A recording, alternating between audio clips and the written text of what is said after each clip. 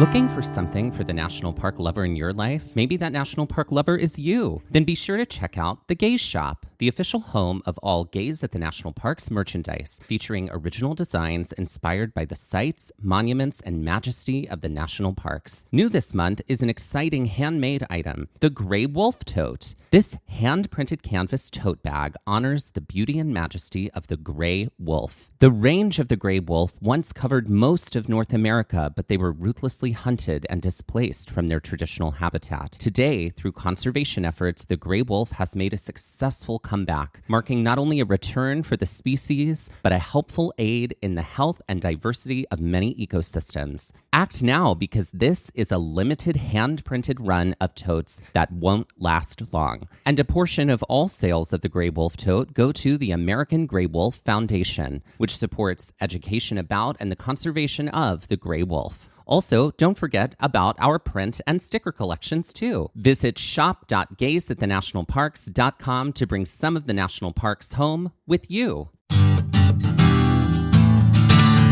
I'm really fascinated at your cactus and how spindly it is at certain parts. Yeah, it was very small, and then it grew an arm. It did. And then that arm grew a second arm. Well, it just continued to extend. Yeah, you can see that, and then it's like it grew a third arm out of the second arm. Yeah. Yeah. Houseplants, fascinating things. Oh my gosh. They have emotions. They have feelings. They do. Don't they say to talk love. to them? Yeah. Talk to the houseplants? Yes. Yeah. Talk to the houseplants because it's like your carbon dioxide output is actually feeding them.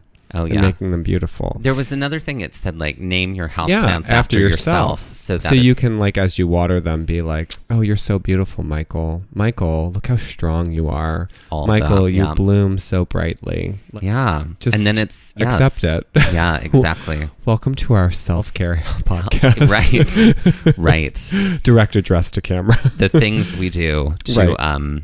to give ourselves the validation we didn't get when we were children. Welcome to our inner child podcast. That's right. How my parents screwed me up 5 ways from Sunday. And I'm still alive to talk about it. That's Small victories. That's right. Mm-hmm. My parents in the Catholic Church. Girl. Yes. It's a tale as old as time for you and I. You have many, many, many, many houseplants. I do. I've always said I'm like every Libra that I know has a ton of houseplants. But you are a rising Libra, so you are leaning in. I am leaning in. Yeah. I'm rising. You're rising into your plant daddyhood. That's right. I got plenty of plant daddyhood. I got plenty of it going on. You do? Well, this, which one is this? What's that? She's the spider plant? The spider plant. That's a cutting from your spider plant. Yeah. And now she's spidering. She's thriving. Yeah. I'm amazed that you like spider plants considering you dislike spiders so much. Yeah, well, that one's not going to crawl over onto my face. You're like introducing trauma. It's what is that when you slowly introduce? Oh, you mean exposure therapy. I guess that's what it is. Yeah. Yeah. Next, we're going to watch Arachnophobia with John Goodman. Yes. See how that goes. Yeah, I don't know how well that would go. I don't know. Soon it will be Halloween after all. Yeah. Although I think once this episode launches, it will have been Halloween. It will have been Halloween. So Stevie Nicks' powers will be on the wane. That's right. She has to go back into her hibernation. Her crystal hibernation. Yes. Yeah. Welcome to the stage, crystal hibernation. She's real. She is real. How are your plants doing? Oh, they're thriving. It's always amazing. Like I hit them like once a week with water, and I was about to say you hit them once. That's probably not a good idea. I water them once a week. There you go. But I do feel like there was like this past week was so busy I forgot about them, and I'm like, why does this one look so awful? Oh, it needs water, and then like 24 hours later, it's like, I'm alive again. So yeah, I'm usually a very good plant dad, and I fertilize them monthly so they can be big and strong. Yeah. And growing. There you go. What is that? We're the Flintstone Kids. That's it. There you go. Not an official sponsor. No. Do they still exist? I have no idea.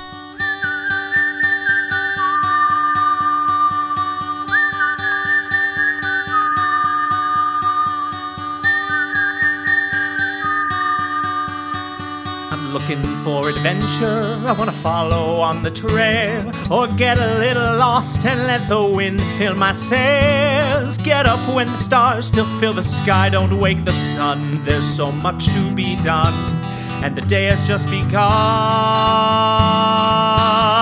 Go where the postcards are real. You can feel, you can open your eyes and open your heart when you gaze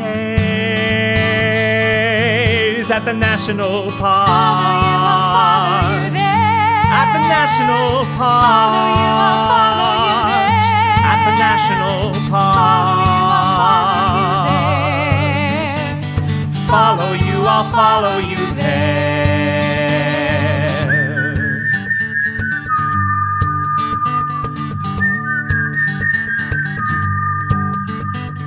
We would like to acknowledge that while hiking and visiting the land also known as New River Gorge, that we are on the traditional and stolen lands of the Monoton, Yuchi, Shawanwaki, Shawnee, and Tudelo peoples. As we've mentioned a number of times in this suite of episodes about trails of New River Gorge, we had the privilege to go to New River Gorge twice in 1 year. It's true. We went in the spring of 2021 with our friends Brian and Tino. And then we went in the fall of 2021 with Brad, Grandma Joy, Jess, and Brad's giant schnauzer, Evan Williams. What a mouthful. Right.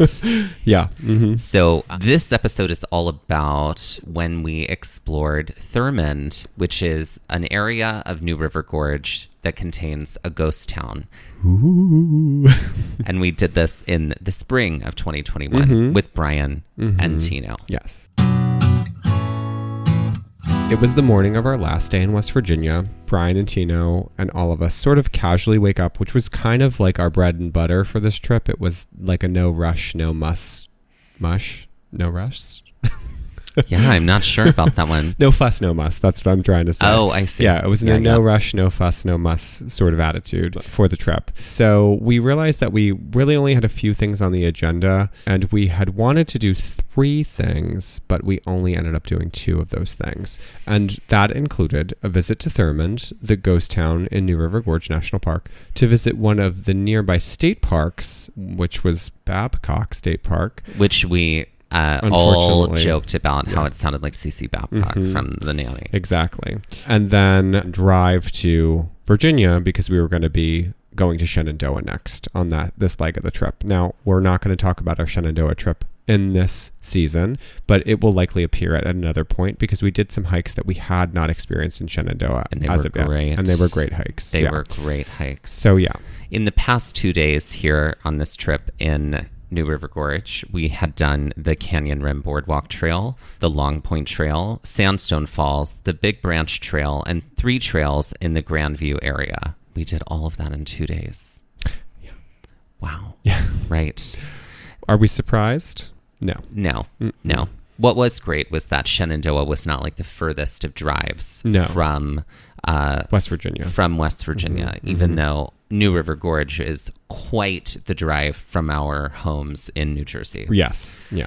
We had to say goodbye to our very lovely cabin, which was wonderful. It was good to us the entire trip that we were there. And we packed everything up, including some groceries that we still had left over that we were going to just take with us in the cooler we had to our next location in Shenandoah. Generally, Thurmond is closer to the center of the park. It's between Sandstone Falls to the south and the Fayetteville Canyon Rim Visitor Center and the New River Gorge Bridge to the north. So we drove north on Route 19 to the exit for Red Star, which is this tiny little town. There are plenty of signs that are pointing toward Thurmond. Once we made the exit, there's actually like 3 little towns right here on the map. It does feel like kind of a right off the road tiny little town. Yeah. And there are some very old buildings that are, I mean, I would probably say they're historic looking buildings that the NPS has now taken over as their park headquarters. We definitely got a little turned around here. And so we had pulled over for a minute adjacent to the NPS parking lot off the road, along with the beautiful buildings. There was a very beautiful NPS ranger that it was like, oh, you want to know if this car is full of queer men? Well, and a dog? Well, then you're good. You're good to go. Yeah, he was a very beautiful ranger. And we were like, well, let's stop and ask this cute man who's in a uniform where we should go. And Excuse me, officer. So we definitely did. We both windows on both the sides rolled down. We were like, get in, we're going shopping. Yeah, exactly. No, and he directed us to where to go. I feel like I remember that he had a dog with him, but I could be misremembering this. And his name was astronaut Mike Dexter. Exactly.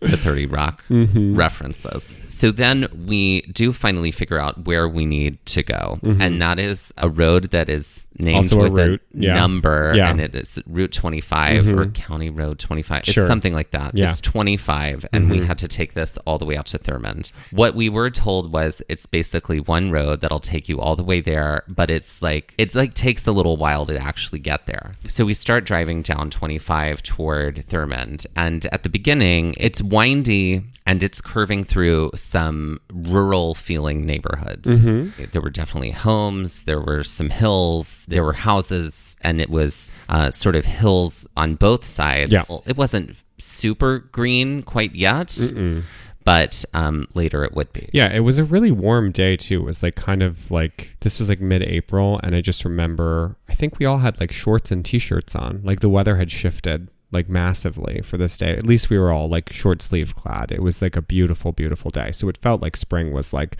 busting out all over.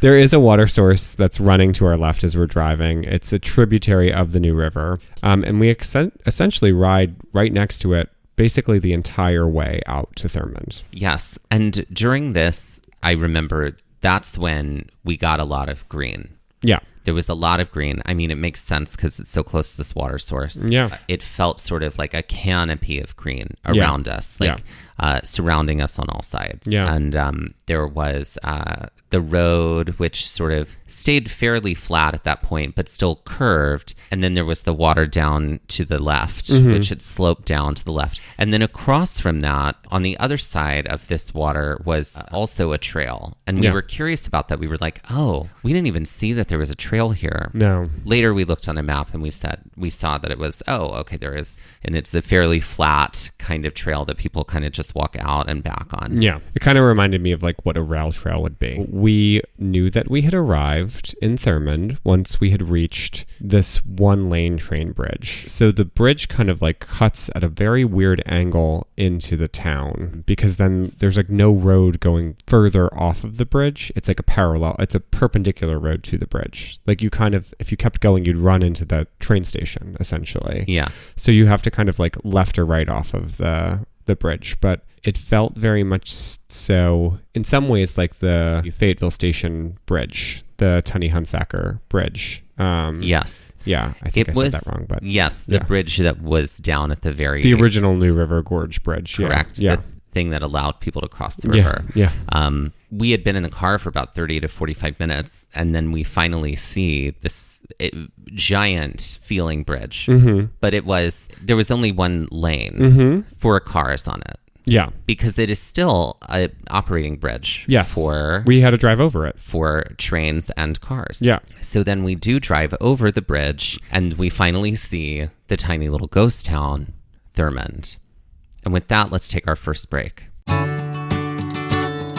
When it comes to hiring, you need to trust your gut. But what if you could give your gut some help? When you want to find top talent fast, you need Indeed. Finding great talent doesn't have to be a second job. You can reclaim your time and find top talent fast with Indeed. Hate waiting? I know I do. Indeed's U.S. data shows over 80% of Indeed employers find quality candidates whose resume on Indeed matches their job description the moment they sponsor a job. Find top talent fast with Indeed's suite of powerful hiring tools like Indeed Instant Match, assessments, and virtual interviews. Indeed literally does the hard work for you. Sponsor a job, and boom! Instant Match shows you candidates whose resume on Indeed fit your job description immediately after you post. With Instant Match, you can start hiring fast. And candidates you invite to apply through Instant Match are 3 times more likely to apply to your job than candidates who only see it in the search, according to U.S. Indeed data. Indeed knows that when you're doing everything for your company, you can't afford to overspend on hiring. Visit Indeed.com/gaze to start hiring now. And that's Gaze, G-A-Z-E. Again, that's Indeed.com/gaze. Terms and conditions apply. Cost per application pricing not available for everyone. Need to hire? You need Indeed. What if planting a tree was as easy as making a purchase? Well, not only is it easy, but it's incredibly rewarding and helpful in the fight against climate change, something I know we're both concerned about. Introducing Aspiration Zero Credit Card, the credit card that helps the planet with every purchase you make. We are big fans of Aspiration Zero because Aspiration Zero is the first credit card that fights climate change by planting trees with every swipe. And who doesn't want that? The way it works is simple. With an Aspiration Zero credit card, you plant 2 trees with every purchase you make. And 2 trees soaks up about the same amount of carbon dioxide from the air as you put out every day. Make your dollars make a difference. Apply for the Aspiration Zero card today and earn a $300 welcome bonus after spending $3,000 in the first 90 days. Apply right now at aspiration.com/gaze to go carbon neutral effortlessly and earn a $300 bonus. Go to aspiration.com/gaze, and that's GAZE. The Aspiration Zero MasterCard is issued by Beneficial State Bank pursuant to license by MasterCard International Incorporated. Good credit required. Terms and conditions apply. Okay, so we're playing Pentagram. Oh my gosh, it's been a minute. I don't think It's we've played it been at all a this minute. season.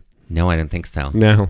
No, for those just joining right now, Pentagram is a game where you put a whole bunch of items inside of a pentagram in order to summon something. So you Or someone. So you pick something and then you go, okay, what 5 things would you put in the pentagram to summon them?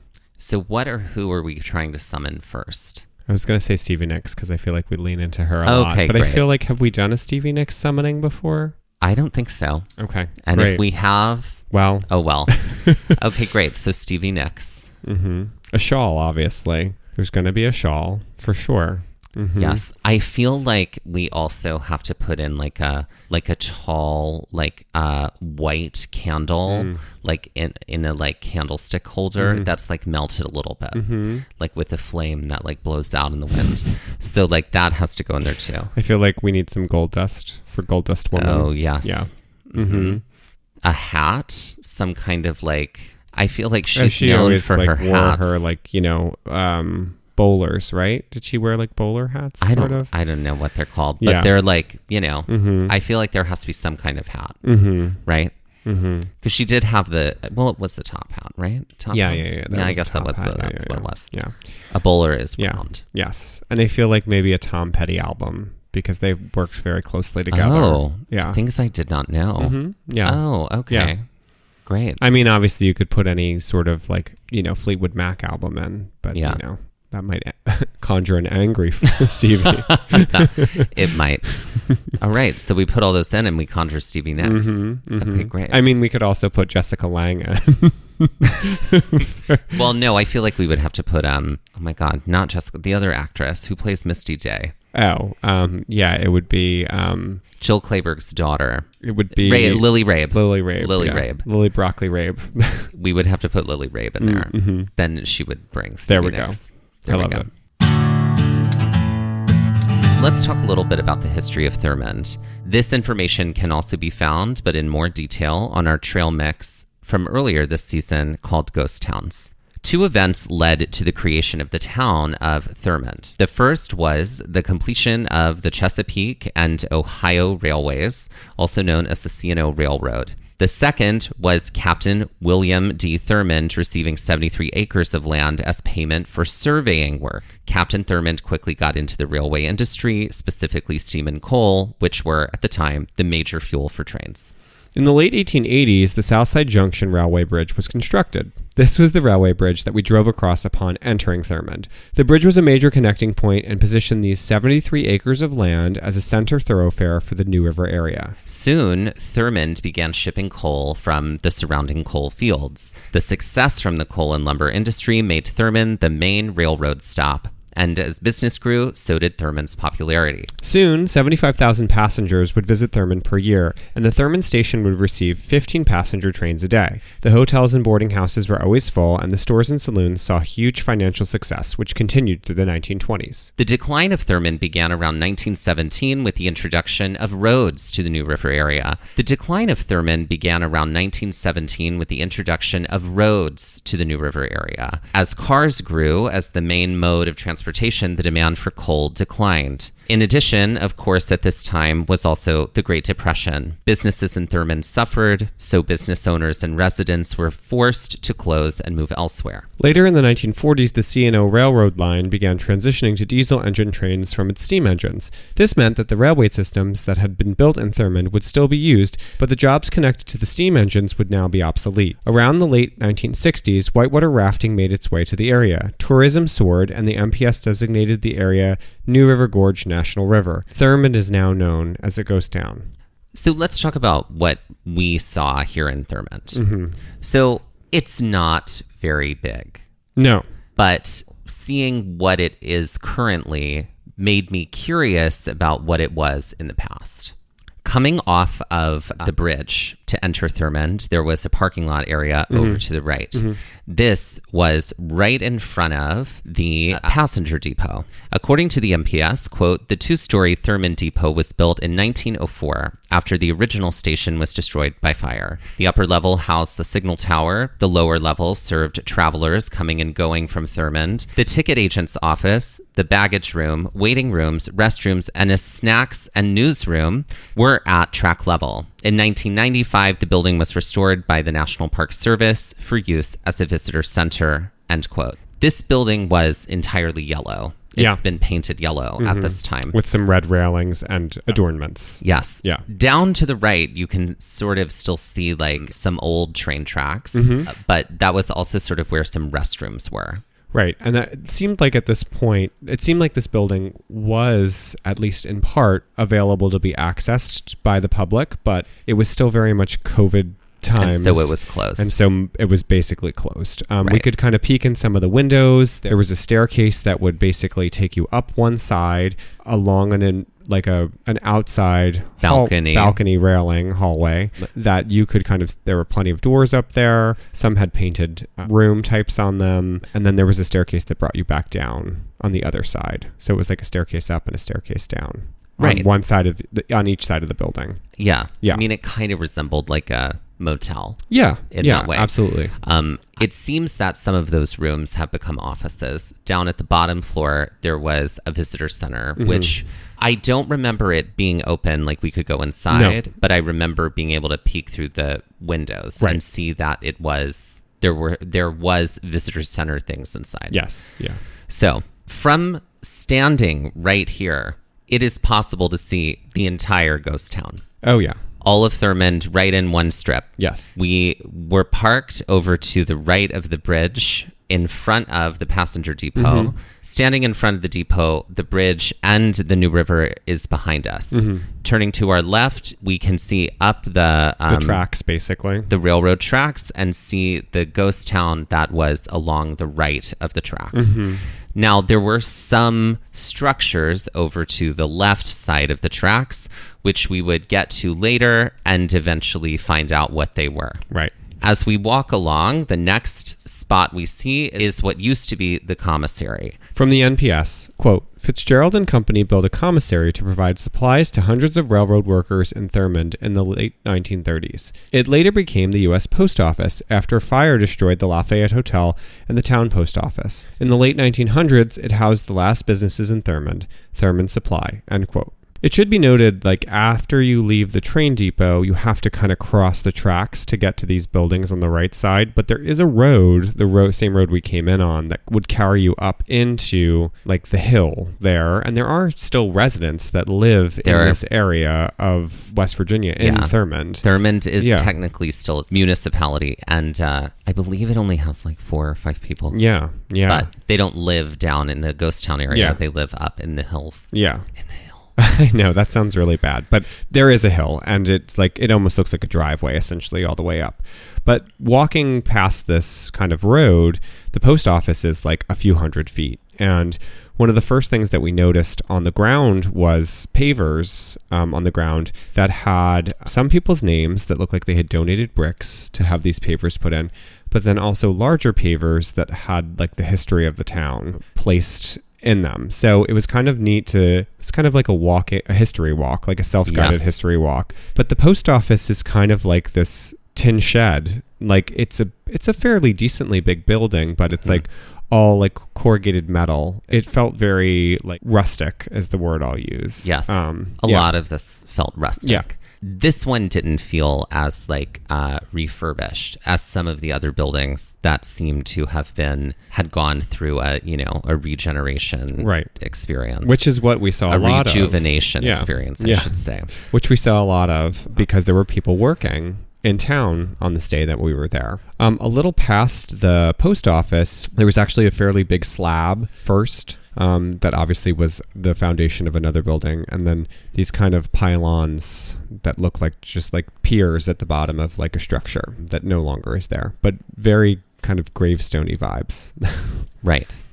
Right next to the post office are the water tanks. From the MPS, quote, 2 water tanks provided the water supply for the steam that powered the C&O engines. C&O meaning Chesapeake and Ohio Railways. The tanks served 5 water columns, the engine house, and the fire hose house. The elevated tower was built in 1914 and had a 100,000 gallon capacity. The standpipe tower was erected in 1927 and could hold 210,000 gallons of water. CSX Railroad, the former C&O Railway, removed the tanks in 1998, end quote. So I'm assuming that that's probably potentially what that foundation was. Yes. Yeah. Connected to that. Because it was a fairly large area, and if something's going to have 100,000 gallon tank capacity, you're going to need some structure that's going to like hold it for sure. Exactly. Yeah.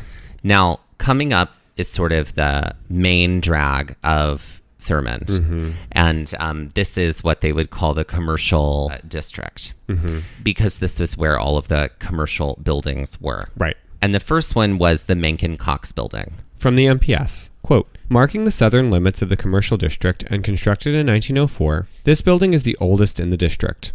The Mencken Drug Company was on the right side. The left side housed the New River Banking and Trust Company, end quote. Right after that was the Goodman Kincaid building from the MPS, constructed in 1906 by the Standard Dry Goods Company. The building's 2 upper levels were used as apartments. Over time, the main floor had been home to 2 stores and several restaurants, including Mrs. McClure's. Mrs. McClure's. And then finally, the last building in this row was the National Bank of Thurmond. From the NPS, quote, the year 1917 marked the completion of this building by Bullock Realty Company. It originally housed a jewelry store, clothing store, the Western Union Telegraph Company, and apartments. In 1923, the National Bank of Thurmond relocated there from its original site within the Hotel Thurmond. More recently, the building housed the Bankers Club Hotel and restaurant, serving boaters and other visitors, end quote. So this is like a very like pronounced block of buildings. That's right. All of the brick is still intact. Mm-hmm. And it looks fairly original. Mm-hmm. And, you know, I know that when the MPS took over this area, that preserving Thurmond became part of their responsibility. Yes. So I imagine that there has been infrastructure update inside to preserve the buildings as best they can. But it does look like all of the brick is original. Right. And it also has this forest green trim around all of the windows. Mm-hmm. Now, none of these buildings were open. No, there were people doing work. There were NPS rangers and restoration artists that were working, though, and carpenters doing work on the buildings. Don't you remember there was like, it looked like there must have been a flood somewhere because they were pumping water out of one of the buildings. Oh, yeah, I remember, yeah. Like there was like a doorway open so you could actually see up the stairs to see what potentially, I guess, I mean, not that we walked in, but that looked like there was something that was going on, like that they were doing work in the second floor of this space, and actually a lot of work in the ground level too. And then there was also, I can't remember, I don't think it was in the National Bank, I think it was in the second set of buildings, there was poster boards that were up that had information about the Thurmond being a railroad town and like had photos. So there was sort of like, obviously you can't come in these spaces, but there are windows here, let's use them as display. So MPS really did a good job at kind of giving information without allowing you to be inside those spaces. Right, because it seemed like they were definitely trying to curate a museum-like experience without inviting visitors inside. Right, because I don't think that's something that they're able to do at this time. Or maybe that they want to do it this time. Right. I think it's more of just restorative practice to keep the building's integrity. But yeah, they might not be able to. The inside structure would have to probably meet a lot of codes in order to have tourists inside. Yeah. And with that, let's take our next break.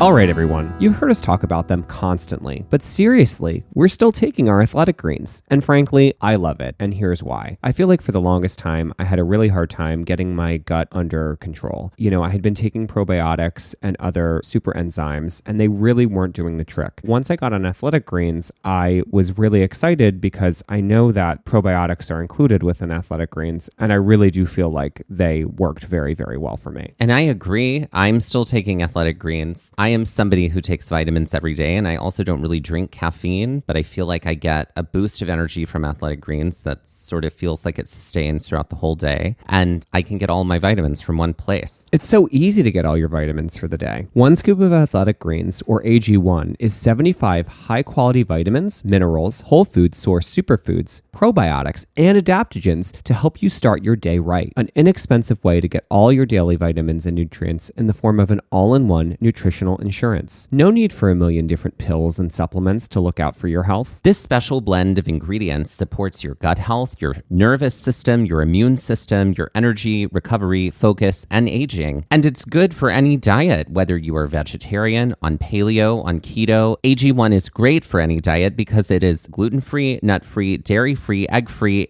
and there is no added sugar. AG1 is a small micro habit you can do every day to better activate your body and mind. Made from the highest quality products and based on the latest science, Athletic Greens is recommended by professional athletes and trusted by leading health experts. Reclaim your health and arm your immune system with convenient daily nutrition. It's just one scoop in a cup of water every day. That's it. To make it easy, Athletic Greens is going to give you a free 1-year supply of immune-supporting vitamin D and 5 free travel packs with your first purchase. All you have to do is visit athleticgreens.com/gaze. Again, that's athleticgreens.com/gaze, and that's GAZE to take ownership over your health and pick up the ultimate daily nutritional insurance.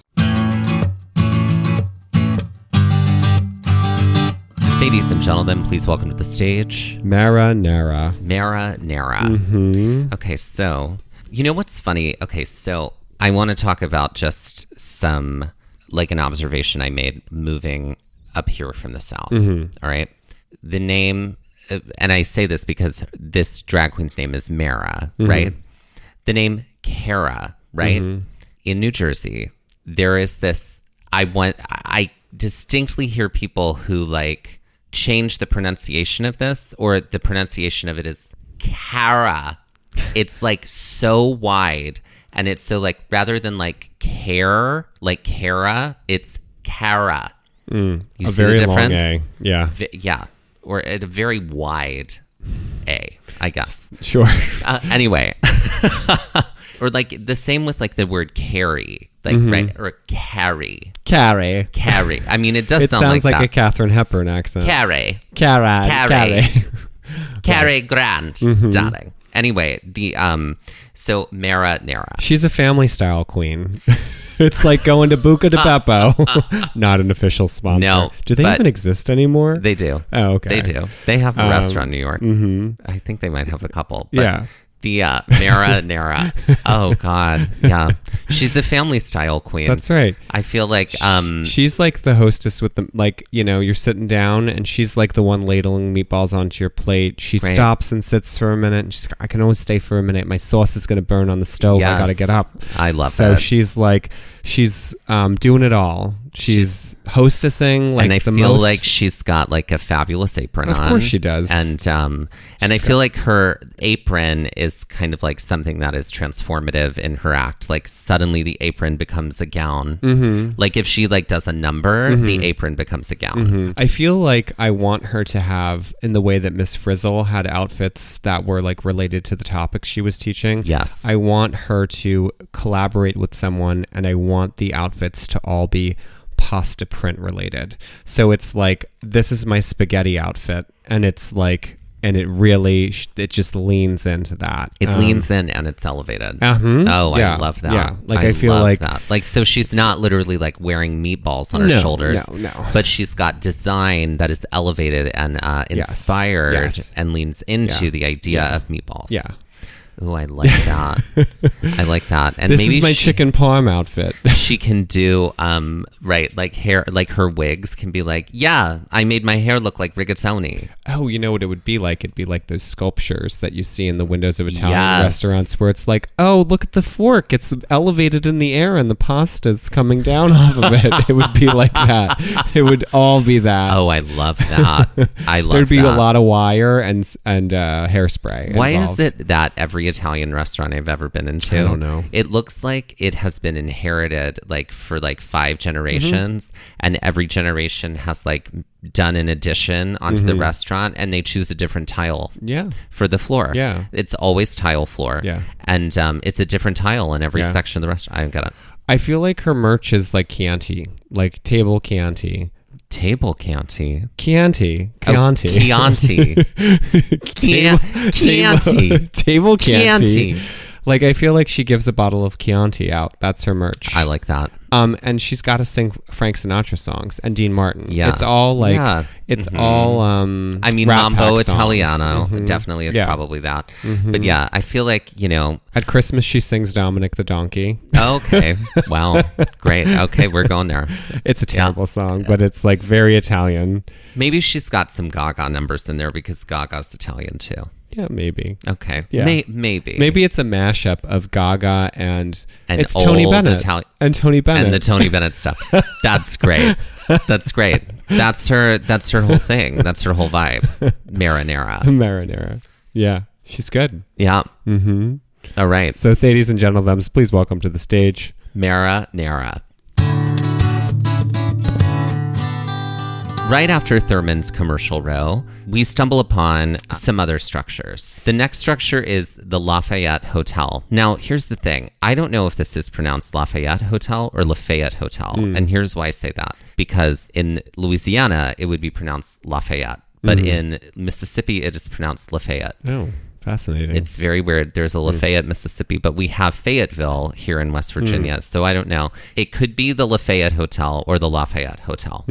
From the NPS, quote, replacing the original Hotel Thurmond, this 35-room structure included a veranda which extended to the railroad tracks. It housed several businesses and shops. The hotel boasted 7 bathrooms, steam heat, and 400 electric lights. Its main competition was the Dunglin Hotel, located across the river. Known for its luxury and entertainment, the activities of the Dunglin contributed to the town becoming known as the Dodge City of the East, end quote. We have apparently these 2 hotels that were not too far from each other. This one is right on the railroad tracks. Well, no longer. Well, no longer. Right. But it was. It was, yeah. When it was. Yeah.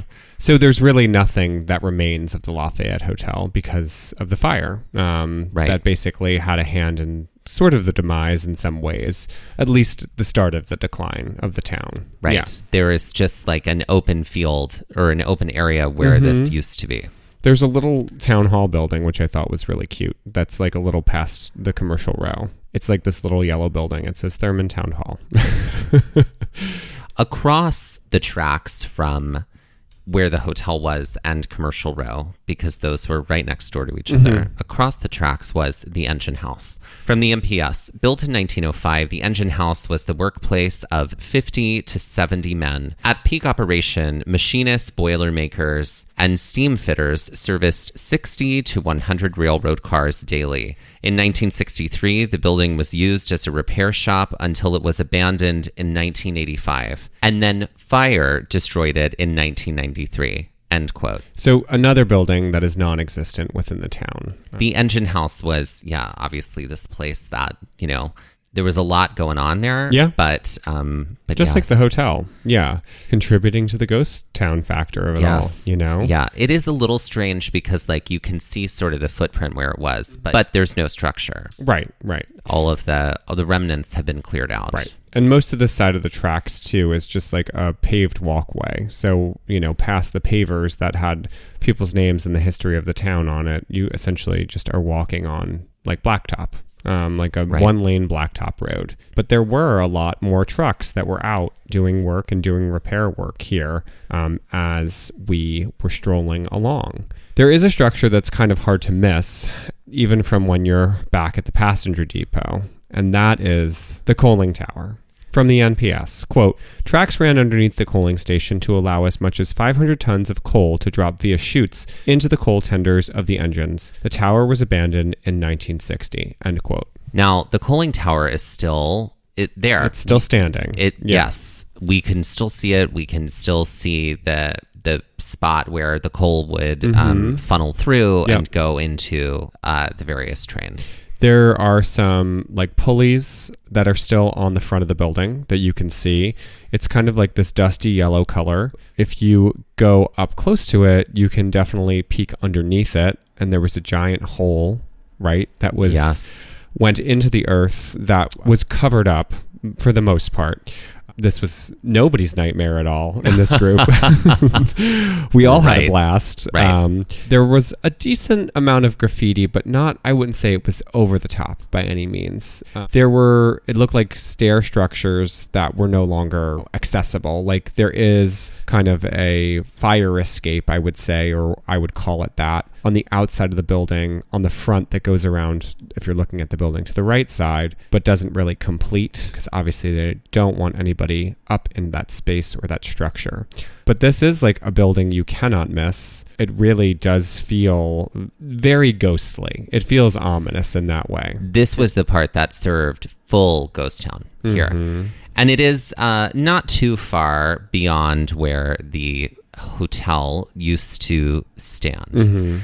There are some other small structures about. There were some homes. Yeah. There were some people like working in a yard. There were definitely some smaller homes that dotted the sides of the tracks. Yeah. Not so much on the side of the coal chute, but On the other side for with all the sure. other buildings. There's also like right around the coal chute, there's a bunch of like, there were steel girders, like piles of steel girders. There were these piles of like brackets that were on the ground, like just a pile of them. And like what looked to be like maybe would be used on a track to hold like the rails in place. So it seemed like it was sort of this dumping ground for things that were no longer in use, that had become obsolete or forgotten. We did walk a little further past the coal chute on the other side of the river, on the other side of the tracks, and we did see some of those homes. But at this point, the paved macadam, the paved sidewalk, sort of becomes just gravelly. And this is where we have a very strange encounter.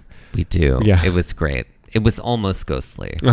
Out of the trees emerges a dog. Yeah. And it was a beagle. Yeah. And what's funny is that Shay, the dog that was with us at the time, he was on a leash, or I think we'd sort of like let him off for a bit. It was like a very long run, I think. I don't think Brian would have let him off. Oh, it was a long run. They just had a run and it was like very loose. That's it. And this dog came out of the bushes, and it just sort of looked at us, and then we all kind of stopped and looked at this dog. It kept walking away from town, essentially. Yeah, and then we were like... We followed it for a while. We followed it for a while because we were like... It was like, I believe I turned to everybody and I said, we all see the dog, right? Yes. I was like, okay, this is not an apparition. No. At least I was like, if it is, it's a collective apparition. Oh, yeah. Yeah. It crossed eventually. Like we walked out of town for a bit. And we were also happy to do this because A, it was a beautiful day, and B, we knew we were going to be in the car for a decent amount of the rest of the day getting to Shenandoah.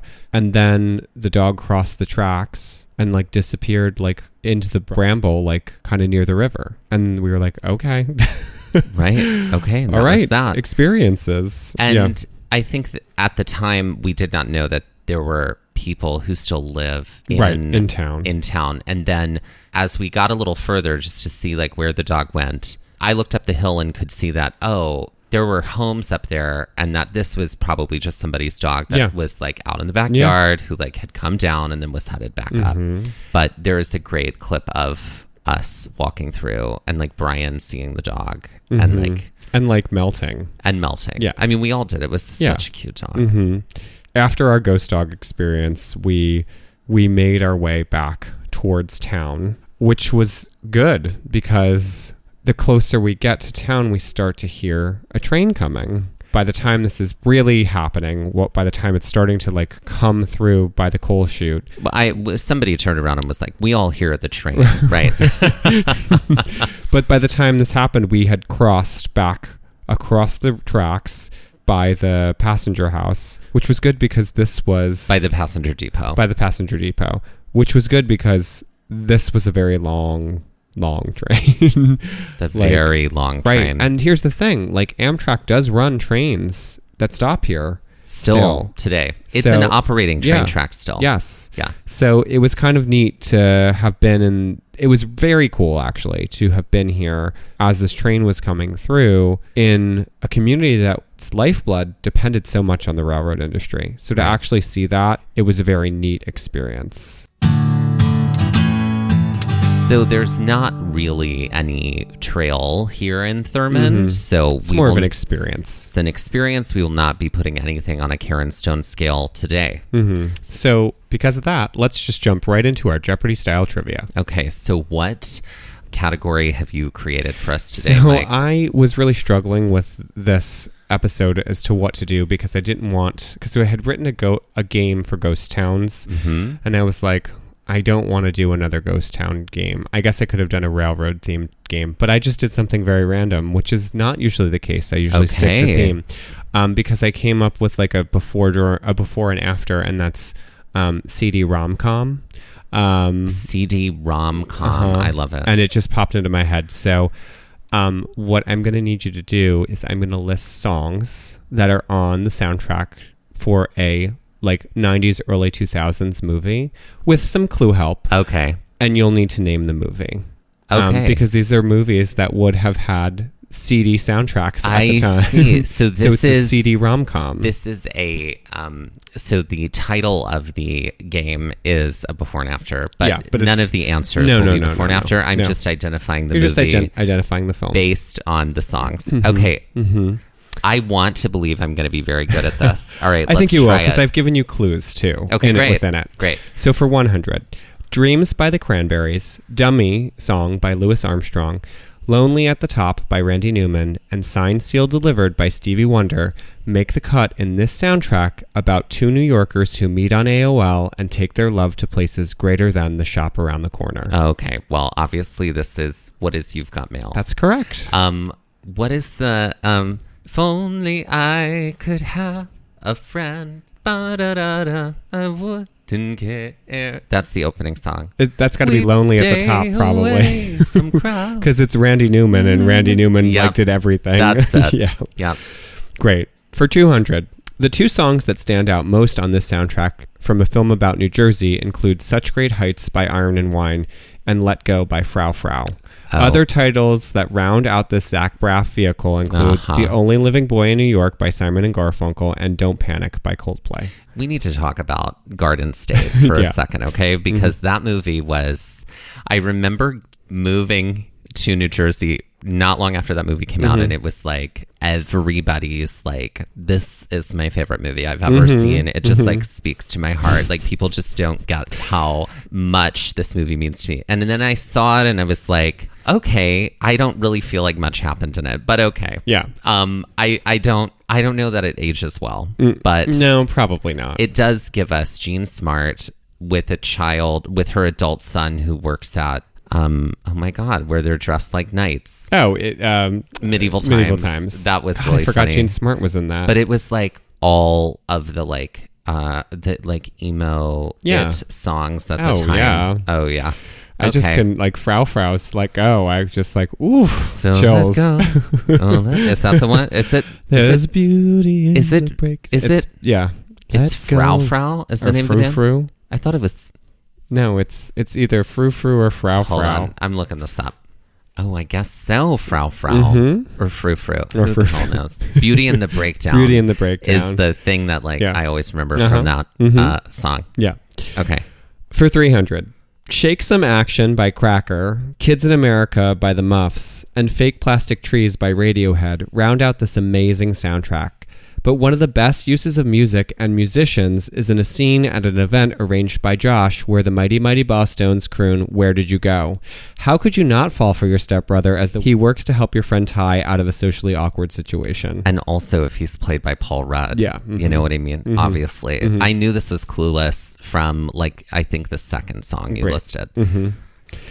It's good clue writing. This is great clue writing. All right, for 400, this soundtrack features a lot of sung numbers by the cast, including a bridal homage sung to Wishin' and Hopin', a terrible karaoke version of I Just Don't Know What to Do with Myself. Don't know what to do by Nikki Holland, with and a cast sung I Say a Little Prayer led by Rupert Everett. Isn't Christine Baranski in that number two? Is she? No, I think she. No, she's not. No.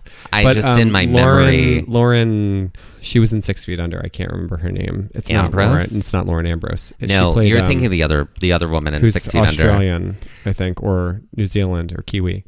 I can't remember her name. Rachel. It's Rachel something. Anyway.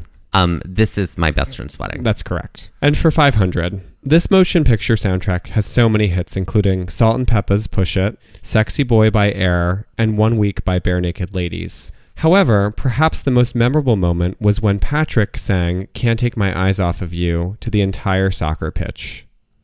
Oh, God. I don't know if I know this one. It's based on a Shakespeare play. Oh, what is 10 Things I Hate About You? That's correct. There we go. Oh, it's been a while since I've seen that movie. And that's CD Rom-Com. CD Rom-Coms. Great. Sometimes it's nice to write categories that don't necessarily directly relate. That is I forgot true. about that. All right. So my category is inspired by the phrase ghost town. Ooh. And it is called Haunted in PS. Great. This category is brought to us by our friends at the National Parks Conservation Association and also the podcast National Parks After Dark. Well, in this category, I will be telling you a little bit about something ghostly or haunted at an NPS site. You will just be naming the site. Great. For 100. In 1940, 2 fishermen found a woman they dubbed the Lady of the Lake. Her skin was hard and waxy from deep water chemicals. They found her in Lake Crescent in this national park in the Pacific Northwest. What is Crater Lake? Incorrect. What is Olympic National Park? For 200, Alice Mabel Gray, a.k.a. Diana, is the real name of the woman whose spirit is said to roam these landforms that serve as the namesake for this Midwestern national park. What is Indiana Dunes? That's correct.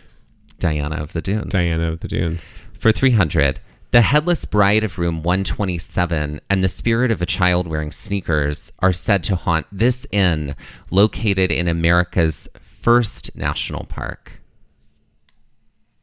What is Yellowstone National Park? It is Yellowstone, but I'm actually asking the name of the inn. Oh. Sorry. I That's guess that okay. was shitty.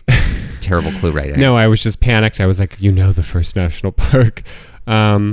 What is... We went in there to use the restroom. What is the Roosevelt? Mm-mm. No, what is the... It is named after what the is thing it's the near. Old Faithful Inn? That is Okay. correct. The Old Faithful Inn. And one of us went to use the restroom. That's true. And gift shop. And gift The shop. other just had to There's be actually, along. there's 2 inns. Right. We might have actually gone in the one that wasn't Old Faithful Inn. Anyway. Lies. For 400. Named one of the most haunted places in America, I think we both felt the ghosts at every turn in this Pennsylvania NPS site from the Civil War. What is Gettysburg National Park? That is correct. I'm sorry, what is Gettysburg National Military Park? That is correct. And finally, for 500, this NPS site serves as the home and birthplace of the famed and fabled Jersey Devil. What is the Pine Barrens? That is correct. Oh, look at that. The Pine Barrens National Reserve. There we go. Part of the National Park Service. Look at that.